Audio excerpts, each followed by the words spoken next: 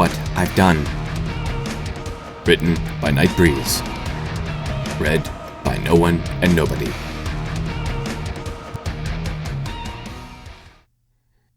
Chapter 13. Are you sure about this? I asked as I examined what appeared to be a shiny metal salad bowl with blinking multicolored lights. The whole setup was wired to what looked like a seismograph, which Moon's assistant had wheeled in as soon as I said I was ready for magic testing. "Why, you nervous so?" Moon started to say, but was interrupted by an urgent knock at the door. Moon answered it, though she appeared somewhat put off by the interruption, if I was any judge on that sort of thing. On the other side was one of those day-themed guards, rather than one of the more familiar night-themed ones. Okay, now I'm curious. What's with this whole night-day theme they've got going on here? I wondered, as Moon quietly talked with the stallion at the door. "Aye, sorry, Alex. Have leave.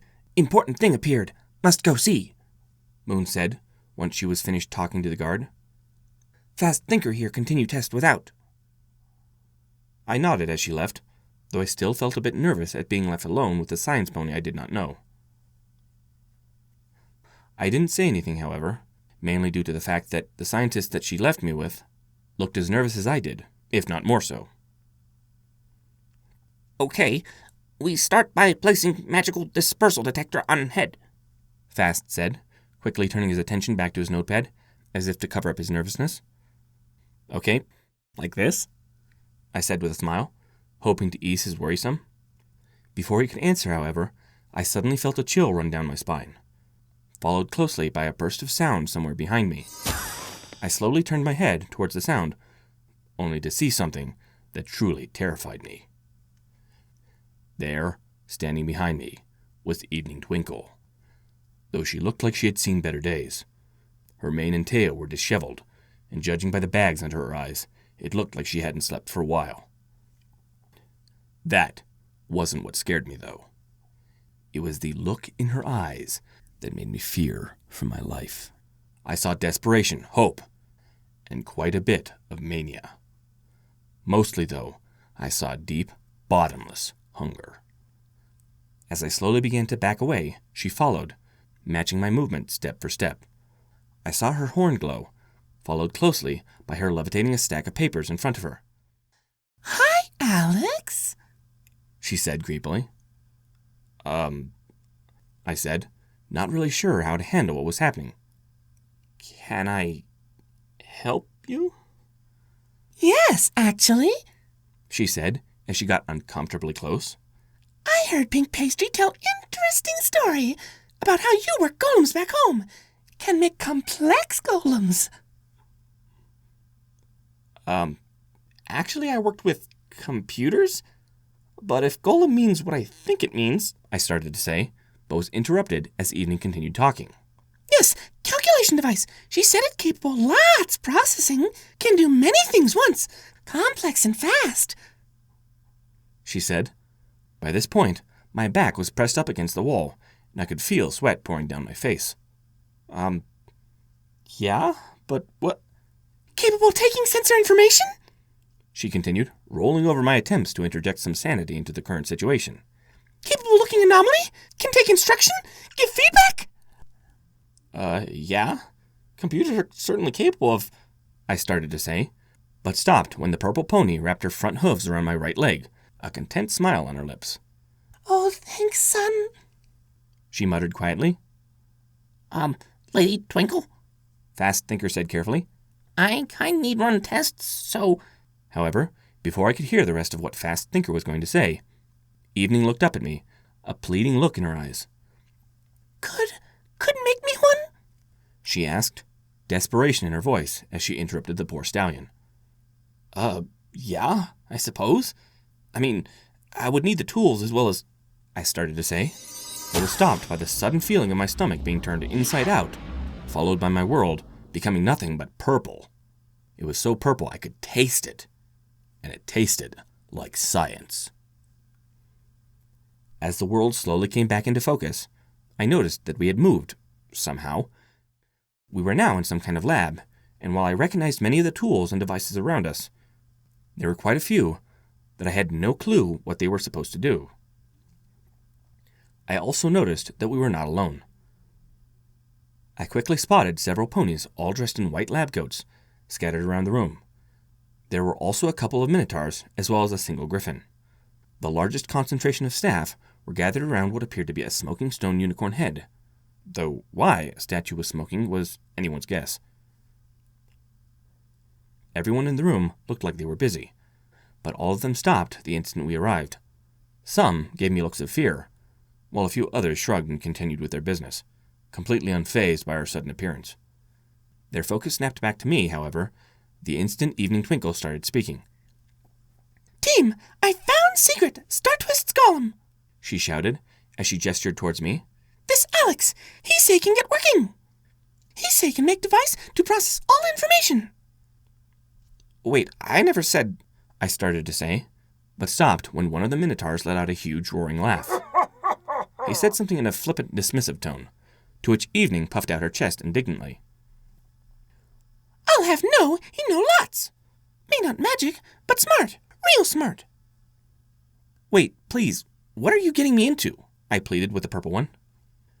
The minotaur snorted at her words, then said something else that I couldn't understand. Evening stomped a hoof irritably at his derision.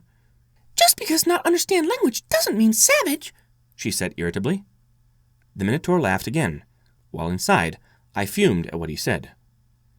"Now see here, I'm not," I started to say, but stopped when I remembered that he couldn't understand me. The minotaur just continued to laugh, ignoring my attempts to interject as he pointed at my pants, as if to make a point. Yeah, I knew he was just jealous of my awesome pants of wonder. He couldn't hide it from me. "Please, just," Evening started to say, but stopped when I placed a hand on her withers. "Evening, could I talk to you for a second?" I asked, as everybody continued to stare, though thankfully not at me. They were all staring at the minotaur, and I was happy to see that not all their looks were friendly. "What?" she asked as her eyes turned up towards me. I knelt down in front of her so that our eyes were level as I thought about what I wanted to say. "Look, I know you're excited about this, and I'm flattered that you have that kind of faith in me, but they obviously don't see the same thing you see in me," I told her bluntly. "The fact of the matter is, they don't know me, and all they have is your word. So far, though, all they see is the monster that fell from space, and that's all they're ever going to see unless something happens." "What happened?" she asked quietly. "I need to prove them wrong, and you right," I said with a grimace, knowing full well what kind of position I was putting myself in. "However, I don't even know what it is you want me to do. All I know right now is that you want me to build some kind of computer. That's fine, though. I'd love to help, but you're going to have to give me some context here." Evening's ears fell flat against her head at my words. "Sorry, Alex. Forget myself sometimes. When problems get too great," she apologized. She then glanced back at the group behind her, who had mostly gone back to what they were doing. "We try and make Golem. Can process lots information, but problems." "Yes, but why do you need this?" I asked, trying to find the source of the problem. "And what is a golem exactly?" "We need Golem for device to stop aliens," she said simply, sending a shock down my spine. "Wait, this is for that?" I asked quickly. "Yes, it's stopped for good, but problems," Evening said with a nod. "Golem doesn't work. Without help, may never work." I nodded grimly as her words sank in. "I'll help then.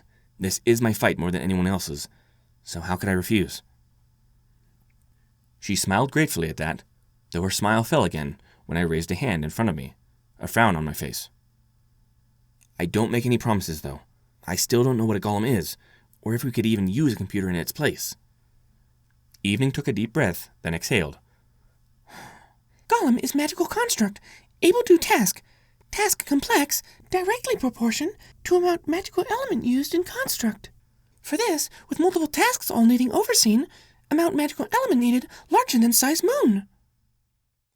I gave a low whistle, then looked around. "So it performs tasks, eh?" I asked thoughtfully. As I said this, an idea came to me. "Evening, can golems be wired to talk to each other?" "Well, yes, but without center column, all get confused." Still need one golem oversee all tasks, but she started to say, but stopped when I shook my head. That's not important. What's important is how small we can make a golem, I asked, unable to contain my grin. Evening looked completely baffled at that. Why make smaller? Less powerful? Not able complex? As she said this, however, I heard another booming laugh, followed closely by more flippant Minotaur mumbling. Just to answer the question, I told her, ignoring the jerk in the room.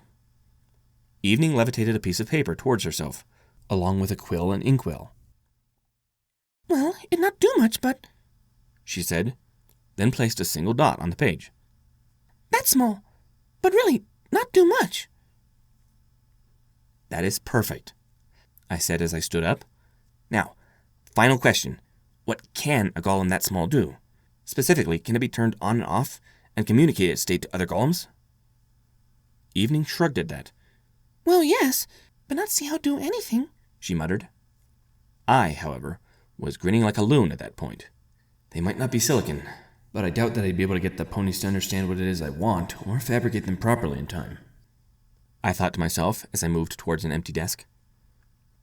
Wait, still not understand. Why need small golem? That opposite golem science, she said as she cantered next to me. I know you don't understand, and trust me, a lot of people back home wouldn't either. But believe me when I say that I know what I'm doing, and soon you will too, I said as I took a deep cleansing breath. I'm going to need a lab coat, as well as your language spell cast on the other members of the team. I also need several sheets of paper, as well as plenty of ink and a pen. Evening still looked a bit skeptical, but shrugged anyway. Well, you expert, so we do your way, she said. She then turned towards one of the other ponies in the room. Number crunch. Go get Minotaur lab coat, Alex. Small size possible. Number glanced up from what she was doing and gave Evening a skeptical look, but still took off to get the coat. Okay, now while she's doing that, let me show you what I want you to do, I said as I slid into a seat.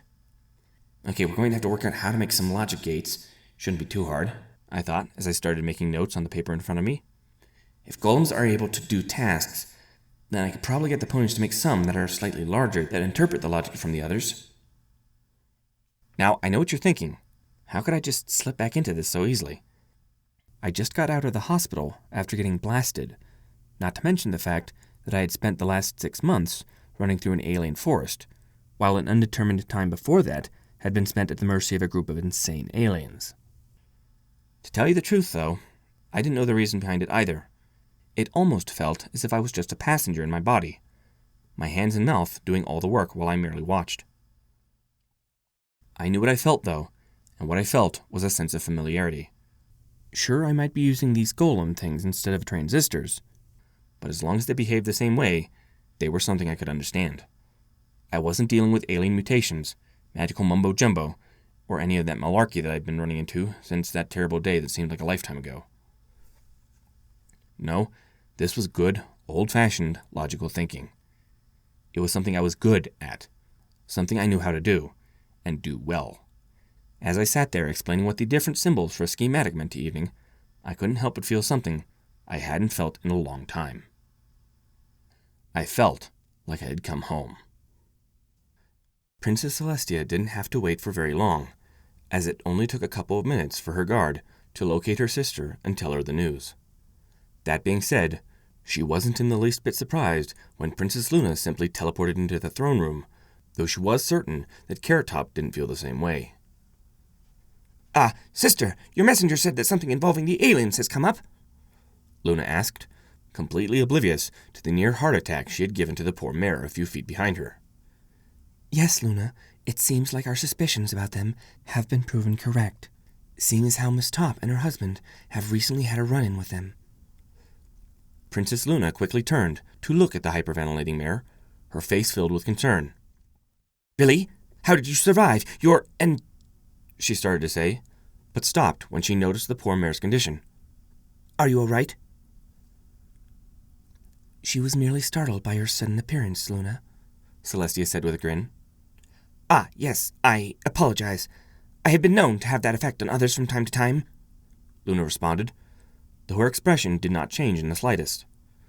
Though unfinished, my question still stands. How did you survive? And more importantly, you said that both her and her husband encountered the monsters. Where is he?" she asked, her voice becoming extremely worried. Don't worry, Luna. He is waiting, unconscious, outside the throne room. I'm afraid poor written script had another panic attack before he even managed to make it into our throne room, Celestia said, calming Luna's growing concern. "I'm really sorry about that," Carrot Top said, finally getting a handle on her breathing. "I've been meaning to get him to a therapist, but he keeps putting it off." "Not to worry, though I'm sorry that he cannot be here to join us," Luna said, waving off her apology. "Now, please, what happened? And how were you able to fend off the alien monsters?" Carrot Top gave a grimace at that. "We didn't fend them off. They captured us, but let us go on the condition that we bring them that box," she said, pointing towards the box that was being carried by a nearby soldier. "The creatures never spoke, though that box created some kind of illusory duplicate of my husband and the creature, showing us what it wanted us to do." Luna nodded at that. "It is a missive, then," she said. "It is odd, though. If they have the power to infiltrate us and to take our people as they see fit, why do they not attack?" I do not know, sister, Celestia said with a frown. This puzzles me just as much as it does you. Can I go now?" Carrot Top asked carefully. You may, though I would ask that you and your husband remain in Canterlot for a period, Celestia said as she got up from her throne. If memory serves, your husband has a great deal of knowledge concerning different languages, correct? "That is correct, though his skills are more focused on written language," Carrot Top answered honestly. That will do. I wish to extend a commission to him to use his talents in a project that we are currently engaged in. As soon as he is up, I would like you to tell him about it, Celestia said as she came to stand at her sister's side. Carrot Top's face lit up at that, and she sunk into a bow. "I'm sure he would be thrilled, Your Highness," she said, then turned to leave. Luna waited until she had left, then turned towards her sister. "What is this commission you spoke of?" she asked, curiously. I thought that he might be of some use in translating some of the alien writings we have recovered, Celestia said with a shrug. Luna just gave her a knowing stare at that. "You know as well as I that effort has proved fruitless. What is your real motivation here?" Celestia sighed at that. They know quite a bit more about what's going on and have had an enormous amount of luck so far in this matter. Not only were they the first to contact and talk with Alex, but they also met and survived a meeting with our alien enemies, Celestia said, her gaze locked onto where Carrot Top had left the room. At this point, I feel we could use any advantage that we can get, even if it is blind luck. Luna nodded at her sister's words. "So, they are to be read in?" she asked, curiously. I already read her in before you arrived. Written script will have to be read in by someone else, as he keeps fainting whenever he sees either of us, Celestia said with a grin. "Do you think we will break him when he learns of the commission you have extended?" Luna asked, her grin just as wide as her sister's. I imagine that will probably be the case, Celestia said with an exaggerated sigh. Luna giggled at that, then grew serious again. "Well, at any rate, let's take a look at that message," Luna said, gesturing towards the guard holding the box. The lieutenant in question levitated over the alien device, then saluted. "We've already scanned it for all known harmful substances. Other than the fact that it is in much better condition, it appears identical to those other black boxes recovered from the crash." Thank you, Lieutenant, Celestia said as she examined the box. It indeed was identical to those other boxes, except for the rather obvious red button on the side, as well as a picture of a hoof pressing said button engraved on the back. Have you talked with Alex yet about what these things are? Celestia asked her sister. "I have. It is apparently one of those calculation devices that he spoke of earlier," Luna said carefully. "Apparently, they have a large number of uses, not just enslaving the minds of others. He compared them to a multi-tool, though instead of a knife, its most prevalent feature is the storage and process of information." Celestia hummed her understanding at that. So, I guess we just press this button then? She asked uncertainly. "I would assume so. However, I would stress that we exercise caution. Despite their peaceful interaction with Carrot Top and written script, this could very well be a trap," Luna warned. Agreed. Let's not endanger any pony else but ourselves, Celestia said, as she formed a bubble shield around the two of them, much to their guards' dismay. No, your highnesses. Please reconsider, Lieutenant Starr said, taking a few steps forward. Now, let's see what we have here, Celestia said, ignoring the lieutenant and pressing the button. As soon as she pressed the button, the glass front lit up, startling Celestia and almost causing her to drop the thing. She still managed to keep her grip on it, though, even when an incredibly lifelike image of one of the alien monsters appeared in front of her. The creature wore the now familiar gray uniform that they had seen on many of the recovered bodies, though Celestia immediately noticed some key differences. For starters, this one had blue trimming, rather than the red on the others. In addition, this one had a strange insignia positioned over its right breast, depicting a claw superimposed over a moon. "What do you want?" Luna muttered thoughtfully, as she examined the image in front of them. The creature didn't answer, or even talk. Instead, it inclined its head towards the two sisters, bringing its topmost hands up to its forehead, while the lower arms made an open, sweeping gesture. The image then disappeared, only to be replaced by the image of a small, silver, egg-shaped thing landing on the Canterlot airship docks. Both sisters then watched with some surprise as the craft opened, allowing a single alien out. It then walked up to the group who had come out to meet it, most notably consisting of several night sentinels, as well as Alex, while he was still in his monstrous form. Then, to both sisters' immense surprise, the alien bowed. This wasn't any kind of bow either. All four legs folded in on themselves, while the upper half lowered itself until its face was practically kissing the earth beneath it, while all four arms were splayed out in all directions. The image changed again, this time showing the same alien giving the box that the sisters were now holding to written script and Carrot Top. It then disappeared, and was quickly replaced by a still image of Canterlot Castle, though this image was strange in the fact that it had 3 suns and 2 moons positioned behind it. The image then changed one more time, revealing the alien from before, bowing itself before the two sisters as it had to the people on the airship tarmac. It then faded away, leaving behind nothing but questions for the 2 rulers of Equestria.